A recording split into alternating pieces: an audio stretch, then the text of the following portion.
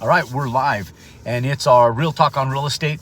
And a few people asked me, say, Jerome, if I wanted to utilize the buy land, build house model to retire, can I do it? And I said, yeah, absolutely. And I think one of the misunderstandings is that you have to invest in passive income, which I still believe you do. Because if you don't, what happens to that money? Like, what is the valuation of the dollar bill in a decade from now, right? But let's kind of run through this real quick, and I'll show you guys, I'll share with you guys how in the early 2000s, we went from zero to becoming millionaires in just 3 years. And today, in all honesty, it's really tough to retire and live a good life as just a modest millionaire. When I say a modest millionaire, when you have $1 million, $2 million, I really think that you need to have over 10 million to retire, especially if you're in your 30s, 40s, 50s, and even sometimes even a little younger or even a little older. And the reason why is because of inflation, right? Like, we just saw what happened through inflation over the last couple of years that was outside of any of our comprehension, right? Like, we didn't know that COVID and this pandemic was going to happen. There was going to be a ton of stuff going on. So let me kind of explain to you guys. What's up, Sam? What's up, Dennis? Now, let me kind of explain this to you guys in a fashion that is a little bit more palatable. So when you're going out and you're building homes, it's simple to be able to do this on the side. So I always tell people, don't quit your job. You know, in fact, one of my business partners, he was working for Microsoft, making 300 grand a year, got promoted to LinkedIn, making just shy of $500,000 a year. And I still told him, I said, don't retire yet, because you're going to utilize that capital to invest in larger assets. But back in the late 1990s, when I started doing this, and you can model after this, you can become a multimillionaire very, very simply and very, very quick. And here's how.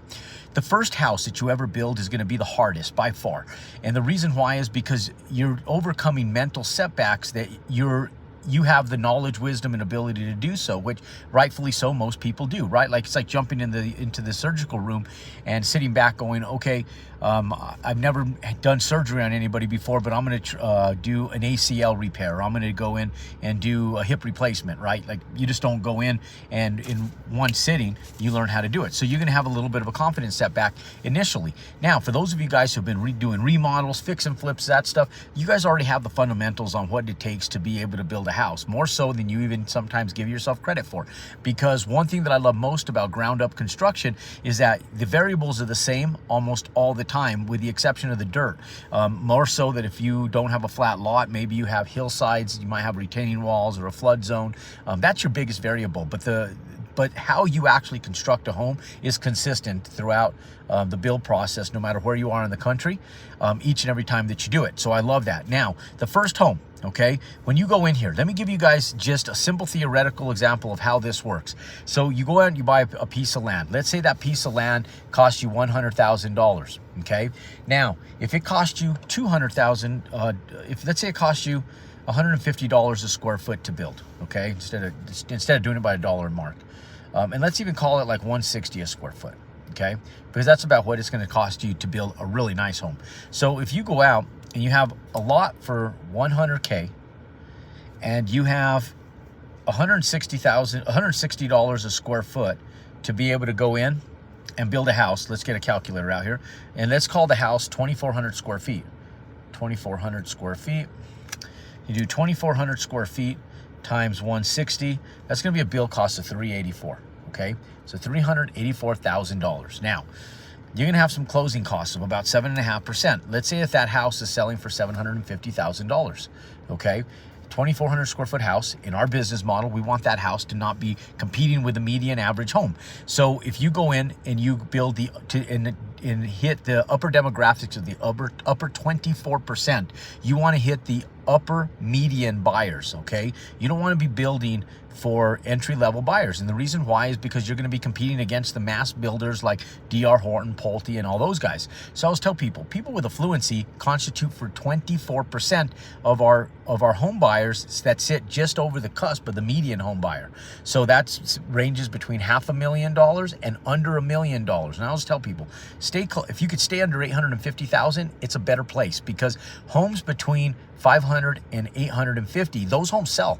And in a compressed market, I'll tell you guys that that's the place to be, because those constitute for 16% of our cash buyers.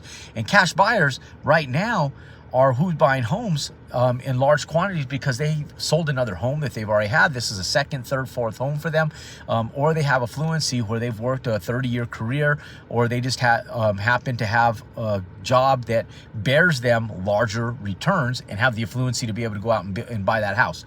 Okay, so now we've kind of distinguished that model. Now let's go into this and reverse engineer it from the backside of the purchase, working your way into the actual build, right? We have $100,000 to pay for the land.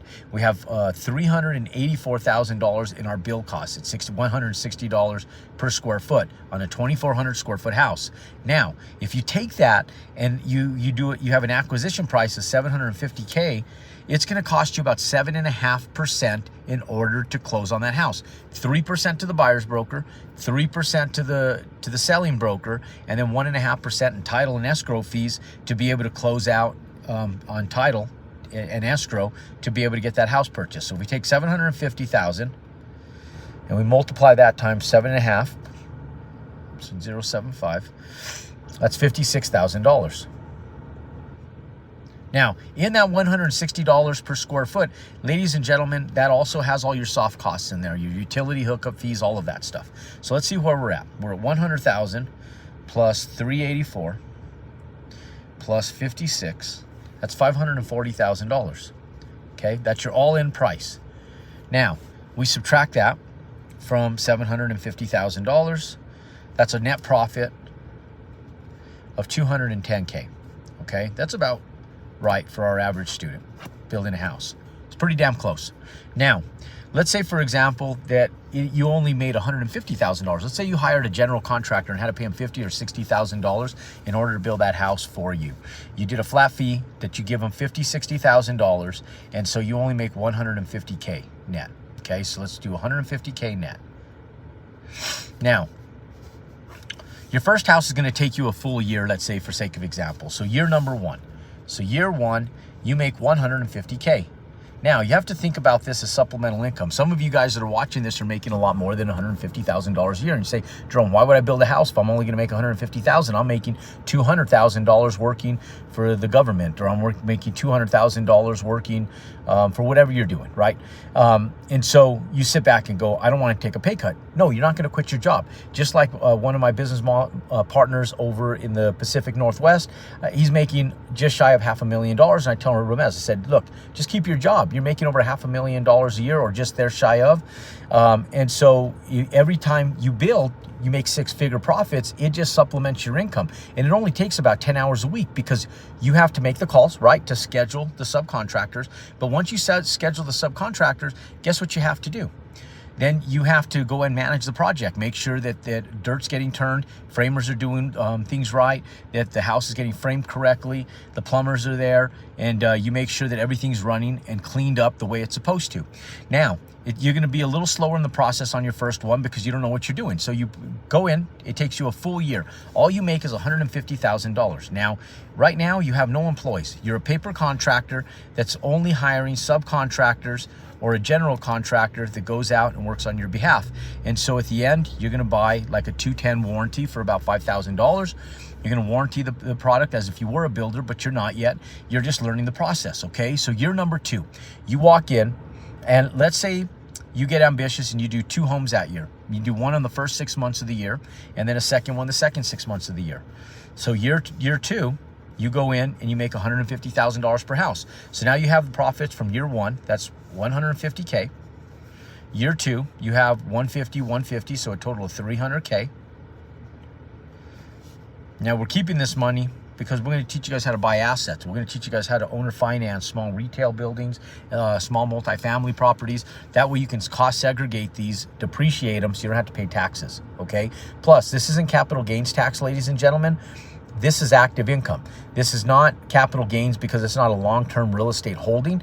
It's transactional. You're building it to sell it. So now it's active income. not capital gains taxes. And with active income, you can depreciate absolutely everything. So if you drive a truck or a car, whatever you're driving, you can depreciate that as part of your work expenses if you're utilizing that vehicle for work. You can even write off part of your kids' education. You can give your kids a salary tax-free to a certain amount. You'll want to contact your CPA or an accountant. That's not me. And they'll teach you how to do that. You can also gift a little bit of it to your wife or your husband or whoever it is to be able to offset a little bit of that. Anytime you guys go out to dinner, you talk shop, you have business relations at that meal for breakfast, lunch, or dinner, you can write it off. If you have fuel in your vehicle, you can write it off. If you have a portion in your home that constitutes for part of what you utilize to run your business, you can also write that off. And so now you have a lot of tax write-offs that most people have as a normal day in, day out life nonetheless, but you get to take advantage of those exact same expenses as tax write-offs where somebody working a W-2 doesn't get to take advantage of that stuff. Okay, so now that's year number 2. You make $300,000. It's a total of $450,000. Okay, now we're on the 10-year track here, right? So $450K. Okay, year 3. Still haven't hired any employees yet. Now, year 3, I'm going to tell you guys, double that. Go in and year 3, I did 8 homes, okay? I was very ambitious. I was started at the beginning of the year, at the end of the prior year, before I got into the new year, I started permitting all these houses. I tied up several lots through the means of owner financing because I didn't want to tie up my money on the land. And then I tied up these lots. I went and put the money towards architecture, engineering, so forth and so on. And as I did that, I was able to go in and get these permits ready to go. And in fact, I went in and permitted multiple homes. And so when we went in, we permitted 2 homes the first 6, we permitted actually 4 homes the first 6 months, then another 4 homes the second 6 months. But let's say you just do half of that. Let's say you're not as ambitious as Jerome was when we went into this back in 2000, because that was year 2000, 2021. We go in and we, instead of doing 8 homes, you do 4. And you make 4 homes times 150. Okay, so 150K. Times 4, that's 600K. Okay, so you'd make 600K plus the 400K, that's $1,050,000. Okay, now we go in year number 4. You're going to have to hire an employee. You're going to need an admin and you're going to need a superintendent because year 4, you got your first 2 employees. You're in year number 4.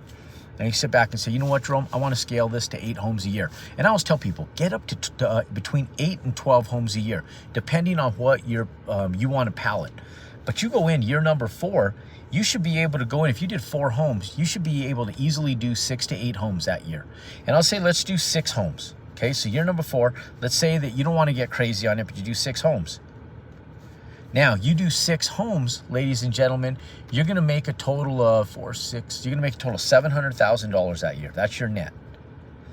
Okay, plus you have the $1,050,000. You're not spending that because you're still working your full-time job, right? So now you have $1.75 million. Now, what we landed up doing is we stuck a lot of that money in the stock market, and our stocks have bared us on average between 11 and 12% over the course of the last 25 years. And we only do dividend-paying stocks, and what we do when we need money to build the houses is we take loans against our own stocks. Now, today, the debt's a little bit more expensive. We're paying in excess of 7% on those loans. In prior years, we're paying as low as 5%. So if we're still making 12% on average every single year, we still have a 7% spread that we're making on our money while it's sitting in the bank, and we're able to draw on that to invest in developing more homes. Okay, now year number 5, you sit back and say, okay, I'm going to do 8 homes, and let's say that's all we do. Okay, we do 8 homes times 150K. Now, I promise by this time you're probably your own general contractor and you're probably making about $200,000 per year. You went in, you've gotten your own license, your own real estate license, your own contractor's license, and you're doing 150. Okay, now if you're your own contractor, remember, if you go back, you hit $210,000 per house. Okay, now if you're just starting and you're just starting to watch the video, then go back and put #repeat.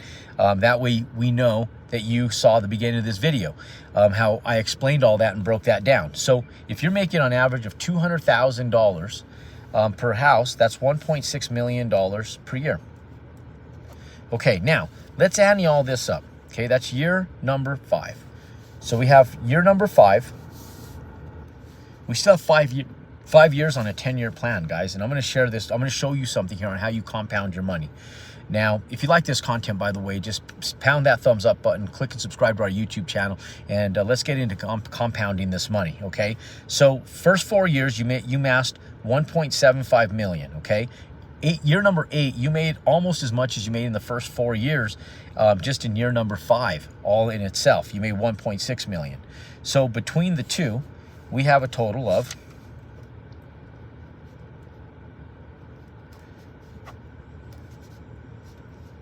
$3.3 million, right? Or 3.4 million. Okay, 3.45. Let me see. Let me just make sure I do my math right. Somebody's going to pull out their calculator and call me out on it if I don't, right? So 1.6 plus 1.75. Yeah, 3.35. 3.35. I said 3.4. Let's call it $3.35 million. Okay, $3,350,000. That's what you have.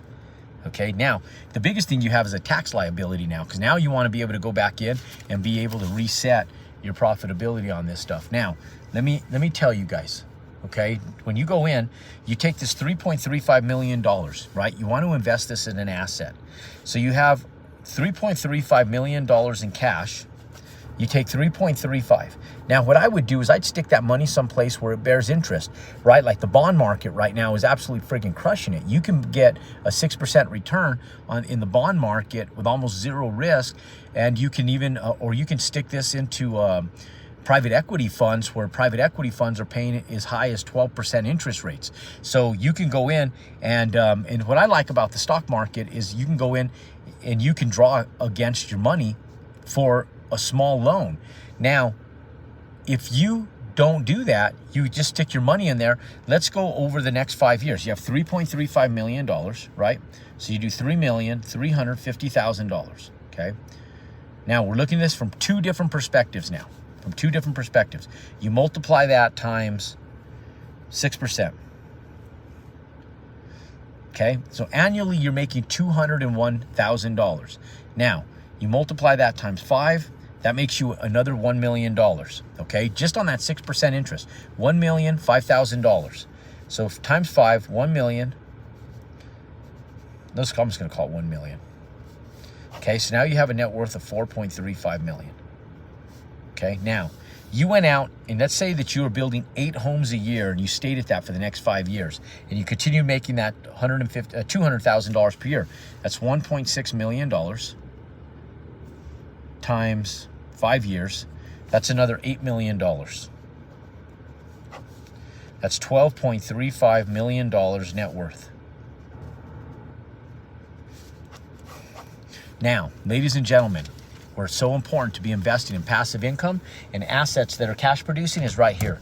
Because what you don't want is a tax liability. So as you're doing this, you're actually picking up assets. And not only are you making money off of what you have in the bond market, stock market, private equity funds, or whatever else you're doing, you're also making active income through the means of buying land and building houses. So in just the next 10 years, you can amass a $12.3 million profit, which is very, very tangible. And ladies and gentlemen, you sit back and you go, okay, I don't want to pay taxes on that stuff. So you've purchased assets along the way. What if those assets are only worth their true value and you're holding a 20% loan to value or 30% loan to value on those, and you're producing some cash flow of maybe another $100,000 a year that you're getting in cash flow from a couple little properties. Okay, so look, ladies and gentlemen, one of the biggest things I want to paint out for you guys is the viability of what we do. And the reason why is because most people are going out spending 30 years working for the man, out working a job. There's nothing wrong with that. We need employees. I need good employees. In fact, a lot so. And for that reason, we need good people out there in the workplace. But the biggest problem is, why are you guys out there in the workplace? If you guys are watching this content, desire to go out and generate capital being self-employed. And one of the big things I always tell people is when they're going in, they say, well, Jerome, how do I know that it'll work for me? Well, builders aren't out there working and building for free. I'll tell you guys that right now. So if you see a business model where the builders are out there and they're turning dirt and they're working, it's because there's financial viability out there in building homes. Most builders do extremely well. There is a caveat to some of these guys that are a little bit more old school, limited mindset, mindset. They're working from job to job to job, and if the market gets compressed, they're sitting back financially strapped and stressed because they haven't built a business model out. They've worked for themselves as their own employee. Okay, so they're working in their business, not on their business. And what I mean by that is people are out there working, cutting the tile, painting their own homes. They're in there putting in their own appliances. They're outside landscaping their own yards, laying down their own foundations. You don't want to be doing that garbage. You want to hire for 100% of everything. You want to hire out, because if you hire out, you're going to make profits like I just shared with you guys. But your bandwidth for scale goes up substantially. And when you think about it in line with what I talked about, you can do that business model on year number 3, hiring 2 employees. Ladies and gentlemen, 2 employees, 1 admin, and all that young lady does is answer problem calls. When people call in with warranty issues, she handles it. She puts it out to the subs. She manages that those subcontractors show up and get the repairs done. If they don't, you hack them out, because you have to get somebody else out there, and that comes out of your pocket. Now, if the subcontractors you have are good, we've always had good subcontractors over the years. And when I say good, they're not like substantially incredible like all these guys that walk on water, man. In fact, they have to be managed like anybody. They're a pain in the ass, but they're good in the fact that they've never left us hanging on warranty items. They've always taken care of and mitigated through any type of problems, whether it was a broken water line and dirt in the lines, or whether a roof was leaking and paint or drywall got damaged because of it, or a plug wasn't working because a wire got cut in the wall, or whatever it might be. The subcontractors have always taken care of us indefinitely from the start to finish over the last 26 plus years that we've been doing this. And so what I tell people is that it's not hard to get wealthy doing this. You can do it, and you can do it with just 2 employees. And that's what I love the most about it, because you could have 1 admin. That's all she does is schedule workers. She puts the plans out to bid. She writes paychecks and has people come in the office and sign a release of lien waiver. So she's just doing logistical stuff. I used to do it out of the bed of my truck, and I still do sometimes. I'll carry the forms with me. I'll carry the W-9s with me. When they want a check, I make them fill out a W-9 right there on the spot before I write them a check, and I'd run around with my checkbook. And so, ladies and gentlemen, you could do the exact same thing. Or once you start building in scale and you're doing over 6 a year, I recommend hiring a superintendent for about $100,000 a year. Tell the superintendent to come in and work with you, and if they do a good job, you'll bonus them. And if you're running 8 homes a year for $100,000 a year, you can work that into your cost, and you can have them do some work for you as well. Some of the caulking, some of the little cleaning, the landscape stuff, any of that little tiny stuff, going to the dump, getting dumpsters dumped. They can deal with a lot of that stuff for you in the field, and even save you the money that you would normally pay them in salary. They're saving you through being actively working in the field. So just FYI, 2 employees, 1.6 million a year. Scale that over the course of 10 years. You're going to start off slow, but in spite of starting off slow, you're going to get there. And the biggest thing is, like, what are you doing right now in your life that bears you that type of profit, those type of numbers that are positioning you to be able to have a net worth in excess of $10 million just over the next 10 years? And if the answer is nothing, then pay attention. Then click below, learn how you can go in, learn how to buy land, build houses, and work with our team to be able to make profits in the 6 figures on every single build you guys go out and do. Look, again, if you guys like this content, pound that thumbs up button, click and subscribe to our YouTube channel. Let's go out and let's make a massive, massive movement in your life over the next 10 years, and let's help you continuing to compound your success. You guys go out, make it a great day. God bless you guys, and we'll see you guys later this week.